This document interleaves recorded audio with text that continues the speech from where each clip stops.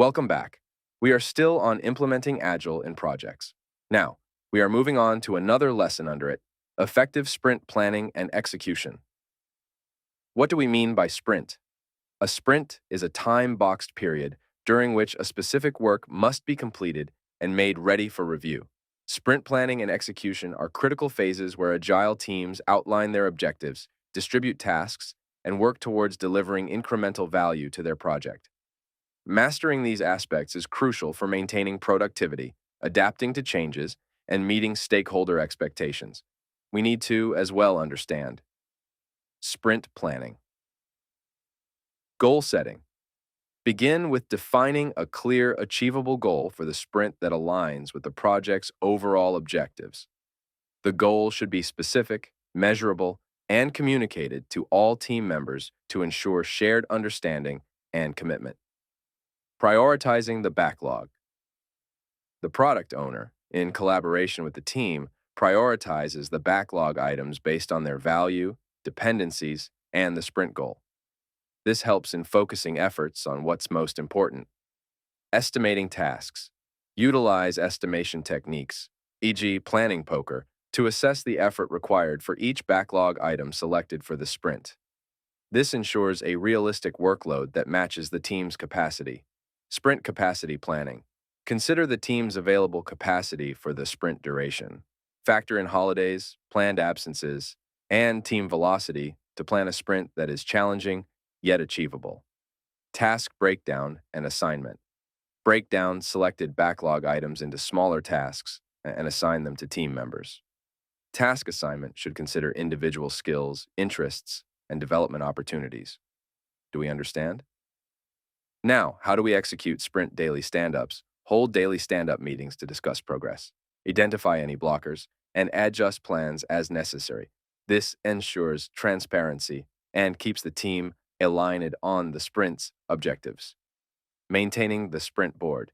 Regularly update the sprint board, physical or digital, to reflect the current state of tasks. This visual management tool is essential for tracking progress and identifying bottlenecks. Managing changes. Agile welcomes changing requirements, even late in development. When changes arise, assess their impact on the sprint goal and make necessary adjustments, ensuring they are well communicated to all team members. Fostering collaboration. Encourage team collaboration to solve problems, share knowledge, and ensure quality. Pair programming, code reviews, and collective ownership of the work product can enhance team synergy and output quality. I hope we are still focused. Sprint review and retrospective conducting sprint reviews.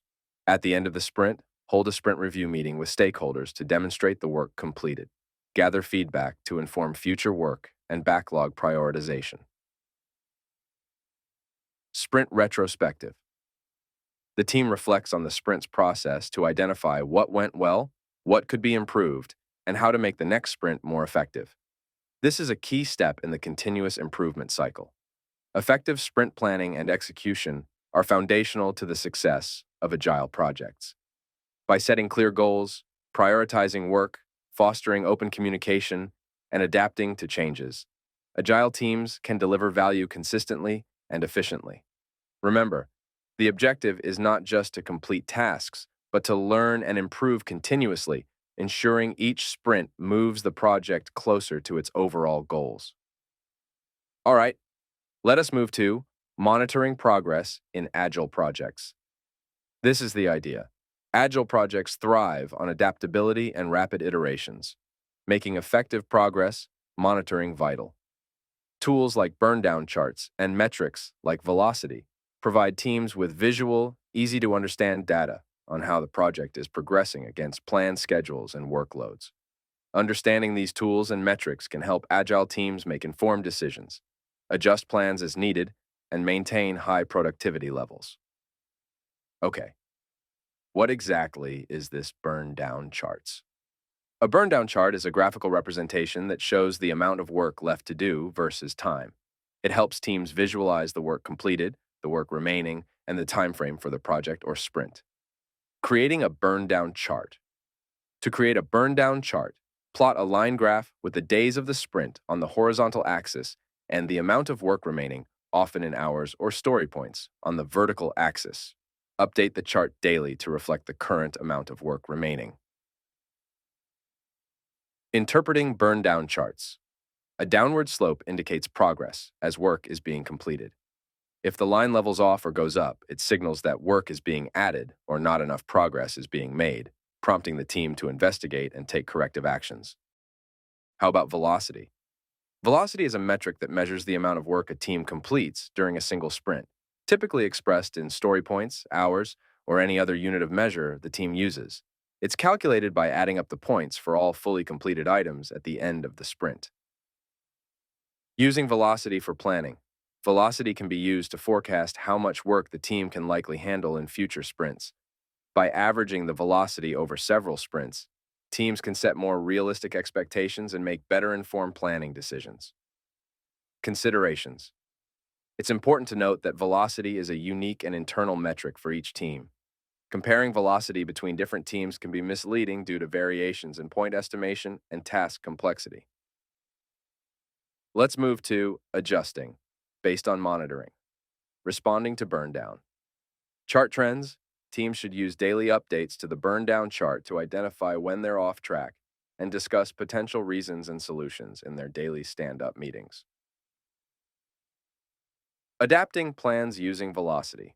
If a team's velocity significantly changes, it may be necessary to adjust the backlog or the scope of the next sprint to align with the team's capacity, ensuring that goals remain achievable and realistic. Continuous improvement, retrospectives, and metrics.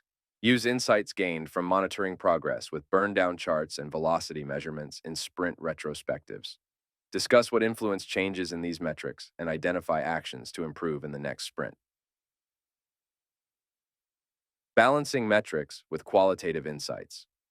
While these tools provide quantitative data on progress, complement them with qualitative feedback from team members and stakeholders to get a comprehensive view of project health and team dynamics. You see, monitoring progress in Agile projects through tools like burn-down charts and metrics like velocity allows teams to visualize their workflow, assess their productivity, and adjust plans as necessary. By regularly reviewing these metrics and incorporating feedback, Agile teams can enhance their efficiency, meet their objectives more consistently, and foster an environment of continuous improvement. I hope we perfectly understand. Please channel your questions to the comment section if you have any. Thanks for joining. Stay tuned for the next module. Do not forget to subscribe. Do not